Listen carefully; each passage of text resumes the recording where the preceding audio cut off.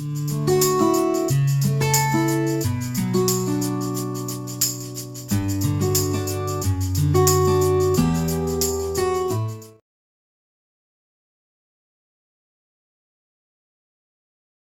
everyone, myself Dr. Venkat Supra Vimalpati, working as Associate Professor in the Department of Electrical and Electronics Engineering, site Tadepalli. Under the course of Basic Electrical and Electronics Engineering, previously our colleagues discussed about regarding these DC circuits, KCL, KVL, Ohm's law, superposition theorem, and the numerical problems we already completed in the previous sessions. So in these sessions, we are going to discuss about one of the most important topic, AC fundamentals of alternating quantities. So this is one of the most important topic. Why? Because in the electrical field, most of the applications working on alternating quantities only. Suppose whatever the things we are utilizing daily base, those are working on AC, single phase AC in our home, industries 3-phase. So those are all alternating quantities only. Let's see what are the limitations of DC power first, then we'll go for alternating quantities. So as I mentioned here, have you ever thought as we are getting power for the home, a single phase AC, and if the power is switched off, is there any break is there for the continuity of power, we are using inverter. Inverter is nothing but a combination of batteries. We will store the energy in the form of DC that will again inverted back to the AC, then it goes to the supply. And why don't we supply the same procedure for whole city, or not only city, for our village at least? So have you ever thought about this? It is very difficult to step up the voltage or step down the voltage in DC. But in the alternating quantities AC supply, so there is a wonderful equipment called transformer, which will work on AC, which will possible to step up the voltage or step down the voltage by maintaining power as a constant. Correspondingly, the current will increase or decreases. If the voltage increases, the current will decreases. The multiplication of voltage and current is the power. The power has to be constant at input side and output side. So that is the concept of transformer. We will discuss further classes. Here my concept is, in the DC, we cannot increase the voltage, we cannot decrease the voltage. That is one of the drawback, and there is losses. While the DC power is a constant power, the current is constant, then the loss is nothing but whenever we are having the resistance in the element, automatically we have a transmission losses, copper losses. Those losses are very high in the DC. And complex and expensive conversions for appliances. Suppose if you are using DC power for the transmission, the most of the equipments are working on AC, we need to convert the DC to AC. For that, we require some costly conversion process. As we are using inverters in our home, if you are using the same for industries also, we have to use a costly conversions. So that's why this is another drawback in the DC. And limited usage in the large scale distribution, of course. So if you are unable to step up the voltage, whatever the generated voltage, we cannot step up. So that is one limitation. And infrastructure cost is also high. And coming to the applications of AC, whatever we are facing the difficulties in the DC transmission, we can overcome those problems or drawbacks in the alternating quantities. So efficient transmission, versatility, widespread. So wherever we are going for industries, all industries are utilizing 3-phase AC or single phase AC. So these are all alternating quantities. So that is the importance of the topic. So knowing the fundamentals of alternating quantities is very, very essential. Right. So here I mentioned the comparison between AC and DC. So you can see here whatever the points we discussed till now, it is mentioned here. So current changes direction periodically in the alternating quantity. Suppose if I say alternating quantity is nothing but current changes direction periodically. That means that if you draw a waveform, if changes periodically like this, not only this form, if the magnitude changes with respect to time. If I say magnitude on the y-axis and time period on the x-axis, I can say if time changes, automatically the magnitude changes. Sometimes it is positive, sometimes it's other than the linear. Okay. So in this way, the current changes, but in the direct current mode, in the direct current, if the time changes, magnitude is constant. Whether it is voltage or current, the magnitude is constant. And the voltage step up can be done as time using the transformers. That possibility is not there in the DC. Suitable for long distance transmissions because of low losses. Suppose if the power is constant, the power is equal to V into I. If I increase the voltage, automatically I can decrease the current. Whenever I decrease the current, it is possible to maintain the low losses. So the loss formula you can say I squared R. If you are using the resistive in the element, the losses is I squared R. Whenever I increases, automatically the losses increases. That's why we need to decrease the current, but we need to maintain the power constant, right? P is equal to VI. To maintain the power constant, to decrease the current, what is the options? The only option is we need to increase the voltage. That's why the step up of voltage is essential for transmission of power. Whenever the voltage increases, the current decreases, automatically the losses in the transmission line decreases. So that is the best advantage of this transmission of alternating current. Okay, that's one of the most important. And whenever the waveform is non-linear, which is having some waveforms, which is positive or negative, definitely it is having some frequency. In our India, we are using 50 Hz frequency and widely used in our house, industrial purposes, commercially. So all those widespread utilization is the AC power. So there is direct current utilization also there, but there are very limited applications. Our trimmers, so toys, so those are all requiring wherever the portable power. Whenever the power is portable, which is able to store in a battery, in those cases DC power is utilized. Okay, so these are the main differences between AC and DC.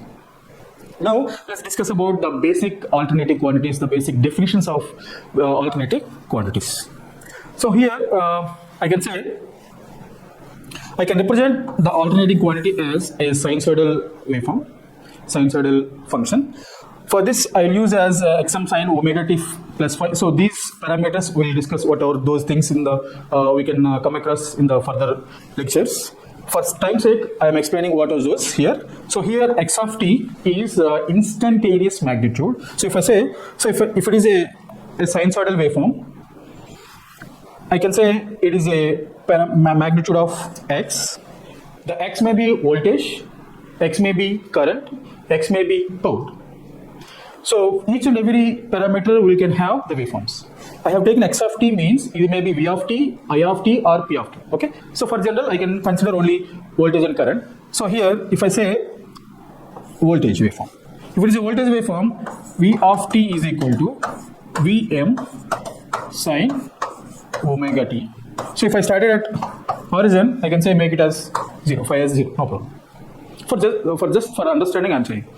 So here Vm is the maximum value, or it is also known as a peak value. So here in this waveform, it is started from here, it is reaches to maximum and goes to 0 again. So this magnitude is known as peak value. This magnitude is known as peak value. And omega, it's a angular frequency. So we'll discuss in depth about this angular frequency in the further sessions. And phase angle, whenever it is started at 0, phi is 0. If I started at sinusoidal waveform is started like this, suppose some angle it is started at phi, then I can write omega t plus phi. So in this way I can represent a waveform in the mathematical form. Okay. So instantaneous value at the first parameter is I have considered as instantaneous value. If it is a voltage, it is V of t. If it is current, I of t. If you substitute time value in the equation, we will get that particular magnitude at particular time. And peak value we already discussed, and peak to peak value. So in this sinusoidal waveform, we are having two peaks. One is at positive side, and another is at negative side. From positive peak, it is, suppose if it is a voltage waveform, or generally it is xm, and negative peak it is also the same magnitude xm. From peak to peak, from this peak to this peak, the total magnitude is 2xm. So peak to peak value is 2xm. And another two important parameters is average value and RMS value. So these are all very important parameters average value and RMS value. Average value means suppose if you are considering one time period, the time period, if you see here in the waveform, let's talk about the time period first. Suppose the waveform is started here, it is reached up to this point. I'll consider this time as time period. That means, by the definition, the time taken to complete one cycle is known as a time period. One cycle, how can we consider as a one cycle? So it is started here and ended here. From this point, the waveform is again repeated. Suppose if you consider this as a starting point, and it is started like this and ended like this. So if you take this point as a starting point, this as one complete cycle, the time taken to complete this one cycle is called time period. So okay, the time taken to complete one cycle is nothing but a time period. And the frequency we can say it is inverse of time. Inverse of a time is nothing but a frequency. That means if the time period increases, automatically the frequency reduces. Automatically the frequency will reduce. Suppose in our general, in India we are having 50 hertz. Now what is the time period means? T is equal to 1 by 50. What is this? It is approximately it's 20 milliseconds. 20 milliseconds. That means if started at point at 0, t is equal to 0, to complete one cycle, it will take 20 milliseconds. For 20 milliseconds, the one cycle will be completed. For 1 second, how many cycles? 50 cycles. Okay, so this is the frequency and magnitude. And coming to the average value, how can we calculate average value? How can we calculate average value?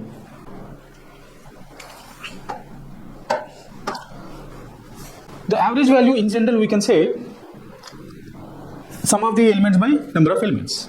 But in the waveform, how can we calculate the sum? So for this, we have a beautiful mathematical tool called integration. Whenever we are doing integration from one point to another point, we'll do all the parameters. We are integrating from this point to this point, we'll get the area under the curve. That means the area under the curve is nothing but the total sum. So if I say, I take it is a 0 from time period t.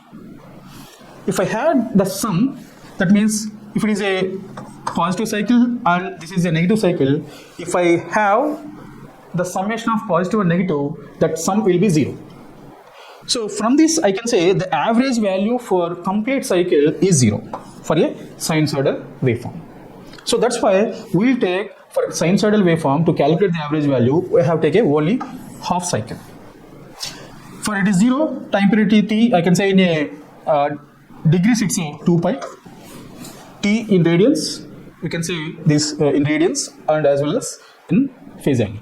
So if I say from 0 to 2 pi, one complete cycle, what is the average value? Sum integral 0 to t. What is time period I can say? I will take for half cycle from 0 to pi. What is this waveform? If I want to calculate IRMS, just substitute I of t, that is I of t dt. If you want to calculate the average value of the voltage waveform, you can substitute V of t. So in general, we can say I'm writing here the IRMS. This is the sum.